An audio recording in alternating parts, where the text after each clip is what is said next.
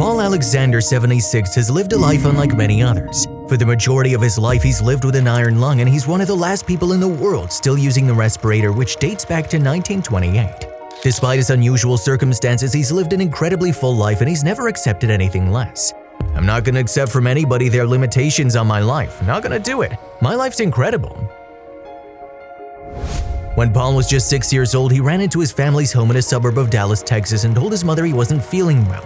Since his birth in 1946, Paul had been a normal, vibrant, and active child, but now something was clearly wrong. "Oh my God, not my son," Paul recalled his mother saying. Following doctor's orders, he spent the next several days in bed recovering, but the boy clearly had polio and he wasn't getting any better. Less than a week after he started feeling sick, he couldn't hold anything or could swallow or breathe. His parents finally rushed to the hospital, where he joined countless other children experiencing similar symptoms. Before vaccines were available for polio, more than 15,000 people were paralyzed from the virus. Polio, an incredibly contagious infection, can spread even when an infected person has no symptoms. The symptoms of polio include fatigue, fever, stiffness, muscle pain, and vomiting. In rare cases, polio can also cause paralysis and death. Paul was examined by a doctor and pronounced dead, but then another doctor took a look at him and gave him another chance at life. The second doctor performed an emergency tracheotomy, and following the surgery, Paul was placed inside an iron lung. When he eventually woke up 3 days later, he was among several rows of children also encased in iron lungs. "I didn't know what had happened. I had all kinds of imaginings like I died. I kept asking myself, is this what death is? Is this a coffin? Or have I gone to some undesirable place?" The Texas native told As It Happens host Carol Off in 2017. Paul, who also had a tracheotomy, couldn't speak, making the whole event even more terrifying. "I tried to move, but I couldn't, not even a finger. I tried to touch something to figure it out, but I never could, so it was pretty strange." The machine, invented in the late 1920s, was the first to ventilate a human being. It was often referred to in the early days as the drinker respirator. The device is hermetically sealed from the neck down and creates a negative pressure in the chamber that draws air into the patient's lungs. If it generates overpressure, the air is forced out of the lungs again, and the patient exhales. Paul spent 18 months inside the metal canister recovering from the initial infection, and he wasn't alone. The year Paul was infected by the virus, 1952, was a very dark year looking at the statistics. Almost 58,000 people, primarily children, contracted the virus in US in 1952.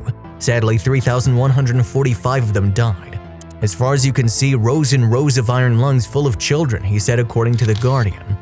While some may have given up their will to live, it only fueled Paul's will. He would hear doctors say he's going to die today or he shouldn't be alive whenever they passed by him, and he wanted to prove them wrong. In 1954, he was discharged from the hospital, but he quickly learned his life was drastically different than before.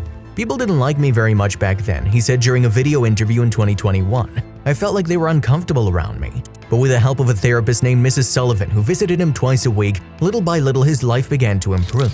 His therapist made a deal with him that if he could frog breathe, a technique where you trap air in your mouth by flattening your tongue and opening your throat, without the iron lung for 3 minutes, she'd get him a puppy. It was hard work, but within a year, Paul was able to spend more and more time outside the iron lung. When he was 21, he became the first person to graduate a Dallas high school with honors without ever physically attending class. He then set his sights on college, and after several rejections, he was accepted to Southern Methodist University. "They said I was too crippled and didn't have the vaccination," he recalled. 2 years of tormenting them, and they accepted me on 2 conditions. 1, that I take the polio vaccine, and 2, that a fraternity would be responsible for me. He then went on to graduate from Southern Methodist University and then attended law school at the University of Texas at Austin. He passed the bar and became a lawyer in the Dallas-Fort Worth area. And that was a pretty damn good one too. Even after a 30-year-long career in the courtroom, he continued to keep busy by writing a book, which he typed all by himself using a pen attached to his stick. According to a Gizmodo, Paul is believed to be one of the last people alive today who still lives in the near-obsolete machine. The 76-year-old is confined to his old iron lung around the clock and has spent much of his life in a can. "I've traveled with it, put it in a truck, took it with me. I've gone to college with it, lived in a dorm. That freaked everybody out," he said.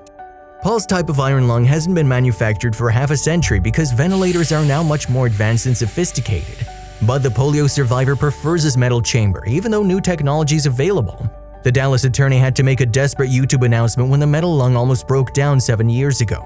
Fortunately, there are still abandoned machines all over the country, so many spare parts are out there. Paul has also had help from enthusiasts who love approaching old technology.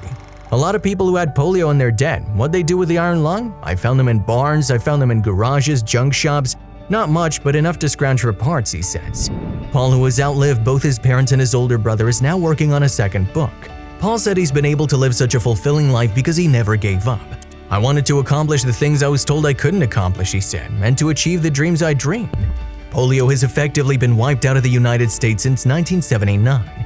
However, vaccine-derived cases of polio crop up every now and then, which is still a cause for concern. Paul is definitely an inspiration. He's crafted his life against all odds and has a courageous and compelling story that I hope everyone will share. His determination shows that the only limits are the limits we place on ourselves. Please share his story with all your family and friends to inspire others.